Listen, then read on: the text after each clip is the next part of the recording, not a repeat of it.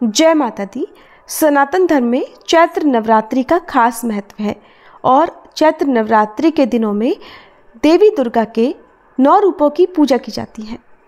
हर साल चैत्र मास के शुक्ल पक्ष की 9वीं तिथि पर रामनवमी का पर्व भी मनाया जाता है, जिसे भगवान श्री राम जी के जन्मोत्सव के रूप में बहुत धूमधाम से मनाते हैं।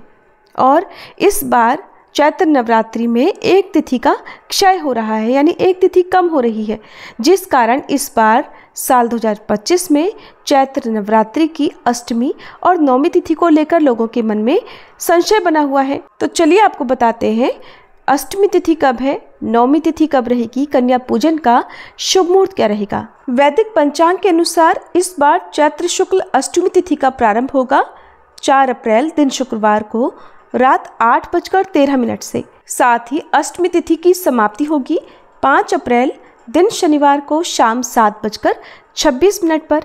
ऐसे में उदया तिथि के अनुसार अष्टमी 5 अप्रैल शनिवार के दिन मनाई जाएगी। ऐसे में अष्टमी तिथि पर कन्या पूजन करने वाले लोग इस दिन कन्याओं को भोजन करा सकते हैं। अष्टमी तिथि के दिन कन्या पूजन का सबसे शुभ मुहूर्त माना जाता है अभिजीत मुहूर्त, जो कि 5 अप्रैल शनिवार को दोपहर 12:04 से 12:54 तक रहेगा। इसके अलावा सुबह सूर्योदय यानी सुबह 6:19 से 12:54 तक का जो समय है वो कन्या पूजन के लिए शुभ समय रहने वाला है। और इस बीच में भी राहु काल, जो कि इस दिन सुबह 9 बजे से 10:30 बजे तक रहेगा। अगर हो सके तो राहु काल के समय का आपको त्याग कर लेना चाहिए। और वैदिक पंचांग के अनुसार इस बार चैत्र शुक्ल पक्ष की 9वीं तिथि प्रारंभ होगी 5 अप्रैल दिन शनिवार को शाम 7:27 से और 9वीं तिथि की समाप्ति 6 अप्रैल दिन रविवार को शाम 7:23 पर होगी। ऐसे में उदया तिथि के अनुसार 9वीं तिथि रहेगी 6 अप्रैल रविवार को, यानी रामनवमी भी इसी दिन मनाई जाएगी और माँ सिद्धिदात्री की पूजा इस दिन की जाएगी। और इस दिन भी कन्या पूजन का सबसे शुभ मुहूर्त अभिजीत मुहूर्त रहेगा और अभिजीत मुहूर्त इस दिन दोपहर 12:04 से 12:54 तक रहेगा।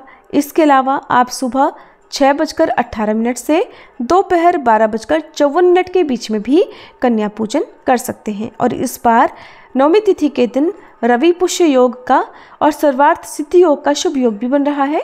ऐसे में आप यदि सुबह के समय या दोपहर के समय यदि किसी कारण से कन्या पूजन ना भी कर पाए तो शाम 6 बजे तक भी कन्या पूजन कर सकते हैं। हालांकि मान्यताओं के अनुसार कन्या पूजन दोपहर से पहले कर लेना ज़्यादा शुभ समझा जाता है।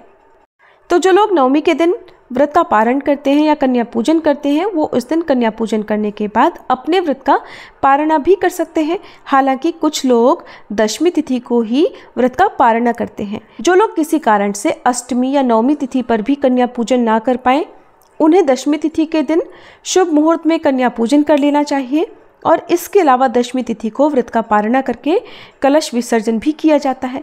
किसी कारण से यदि आप 10वीं तिथि को भी कलश विसर्जन ना कर पाएँ या कन्या पूजन ना कर पाएँ तो आने वाली चैत्र पूर्णिमा के दिन भी आप कन्या पूजन या कलश विसर्जन कर सकते हैं।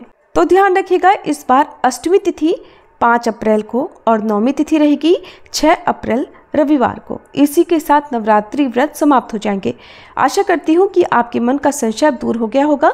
अगर आपको जानकारी पसंद आई हो तो वीडियो को लाइक और चैनल को सब्सक्राइब करना भूल गए हो तो जरूर कर लीजिएगा, ताकि इसी तरह की वीडियोस आपको हमारे चैनल पर समय से मिल सके।